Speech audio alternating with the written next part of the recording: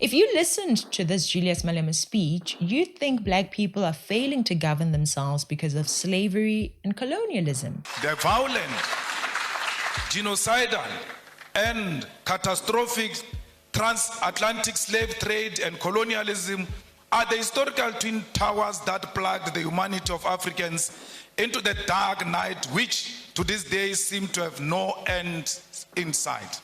Pan-Africanism is first the recognition of this terrible history, which by all definition remains a world history that has cast the African into a global identity of inferiority amongst people of the world.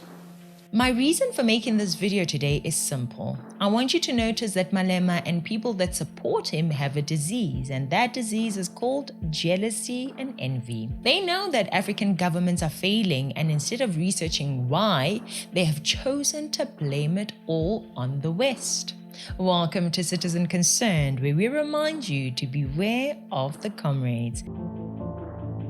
The Atlantic slave trade and colonialism is the reason why Africa is the way it is right now. Rubbish. It sounds good to say that, but here Malema is talking rubbish. 49% of slaves in the transatlantic slave trade were sold to Brazil, but Malema never mentions Brazil. Why? Is it maybe because Brazil is not as successful as America and Britain? Let me know why in the comments below, please. Did you know that North African countries were very successful pirates that would attack ships and raid Italian and British villages to capture slaves? Did you know that the Barbary pirates, who were Africans, had white slaves captured from Europe? It is a fact. Africans owned white slaves, European slaves from Italian and British villages. And most Africans don't know about this because it's inconvenient. Race hustlers like Malema want you to think that Africans are just victims, innocent victims. Do you ever hear Britain saying African slave masters are responsible for Britain being backwards? No, never. In the coastal and mainland villages of West Africa, through the gun, the dogs, and the spears, African communities were plundered, captured against their will, and chained like animals. At the ports of Ghana, those chained, naked, and malnourished bodies of men, women, and children were scaled, measured, and sold for gold, silver, or livestock. Did you know that Europeans never entered Africa to capture slaves? Africans captured Africans to sell them as slaves to Europeans. The Kingdom of Dahomey ranks high on that list. That's present-day Benin. The Alawite dynasty, aka Morocco, was a big supplier of slaves as well. These kingdoms raided other African villages and kingdoms to capture slaves. Why is Malema not talking about them? That's because Benin and Morocco are not as economically successful as America or Britain. He's jealous of America and Britain, that's why he focuses on them, yet makes no mention of the African slave masters. African slave trade was conducted by Africans. Don't let Malema make you think that whites suddenly showed up and started capturing slaves here. And never forget that we as Africans had white European slaves right here in Africa. Do you want to see how Malema is just racist towards white people? Did you know that Arabs used to enter Africa all the way to the Sahara regions to capture slaves? Did you know that Arabs were capturing and buying slaves in Africa long before the British and Americans bought slaves from Dahomey or the Alawite? Why is Malema not saying that Arabs are responsible for our failure? What I find even more interesting is this. In the year 1807, the British Empire banned slavery in its country and all of its colonies. The United States actually fought a civil war in order to end slavery, making it illegal in 1865. These are white countries. Meanwhile, African countries were still selling slaves to Arabs at this time. Iran only abolished slavery in 1929. The Persian Gulf, Saudi Arabia, and Yemen recently banned slavery in 1962.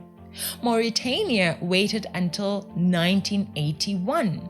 Julius, these white people you hate so much are the reason slavery came to an end. And you need to realize that slavery had been in existence for more than 5,000 years here on Earth. There were no human rights, there was no united Africa, it was every tribe for itself. Abuti Malema, why do you act like you don't know this and just lie, nje? Slavery existed in Africa before white people came here. White people came to Africa, found slavery already in existence. They bought slaves from Africans and then in time realized that it's inhumane and made slavery illegal. Yet there is still slavery in Africa to this very day. Black people are hated everywhere. You go to America, you go to Britain, you go to Europe, everywhere. Julius Malema likes to follow and spread the lies that Black Americans are suffering. Which Black Americans? Tell me about the race hustlers like Barack Obama, who was the first Black president. Same with his wife, Michelle Obama, a fellow race hustler who likes to act like America is racist when America elected them to presidency. Sometimes I wrote off my own failings as just another example of the world trying to keep a black man down. I had a tendency sometimes to make excuses for me not doing the right thing. Well, we've got no time for excuses. Not because racism and discrimination no longer exist. We know those are still out there. It's just that in today's hyper-connected, hyper-competitive world with millions of young people from China and India and Brazil, many of whom started with a whole lot less than all of you did, all of them entering the global workforce alongside you, nobody is going to give you anything that you have not earned. Nobody cares how tough your upbringing was. Nobody cares if you suffered some discrimination. Liberty, justice, and accountability are not for all. Your generation knows all too well that those old fault lines of fear, racism, and discrimination based on the color of your skin weren't erased by a civil war or the passing of a Civil Rights Act, and certainly not the election of a Black president. Tell me about race hustlers like Jesse Smollett, who just like Malema like to act like they are victims of racism. Black athletes are paid the most in America. Tiger Woods, Michael Jordan, Steph Curry, look at their Black musicians. Black Americans are in paradise when compared to Black Africans. Their failure to appreciate their country is due to people like Malema that want them to think that white people are just keeping them down. The transatlantic slave trade, colonial conquest, and colonial rule are responsible for the zombification of the African soul and its intellectual damnification and the psychotic condition where Africa and its people cannot handle their affairs without white supervision. Zombification and damnification. This is not because of slavery or colonialism, Julius. Before colonialism, there were no bridges to cross rivers in South Africa. Before colonialism, there were no schools in South Africa. Before colonialism, there was no electricity in South Africa. More than 3,000 years ago, Africa had chariots and ox-drawn plows, but by the time colonialism showed up, we didn't have them in South Africa. There were no universities or colleges in South Africa. Formal education came with these colonialists. And no, it's not because we were inferior, it's because they had managed to adopt cultures and practices from the advanced civilizations and communities that they had been exposed to. From the Roman Empire to the Chinese discoveries. To be the best, you have to learn from others. Don't have the stupid mentality of acting like you don't need the West when the microphone you're speaking into was made in America. When you upload your talks on YouTube, an American company. The main reason you're speaking English is because it has become one of the universal languages. You drive around in a car and fly in planes made in the West by these white people. So don't come here to act like you're anti-white when you don't even drive an African-made car. White people came and built roads. Black people took over, now roads have potholes. White people built power stations, black people took over, now we have load shedding. White people built railway lines, black people took over, and the trains have not been in operation for years now. This is not a case unique to South Africa, unfortunately. Wherever Africans choose to elect these Pan-Africanist leaders who believe in socialism, these leaders who believe in isolating the country from the West, kissing China and Russia as if they are our saviors, what follows is a broken economy. And once it's broken, they rush to blame Britain and America. Think African, use your brain. Success requires us to work with everyone, make enemies with no one.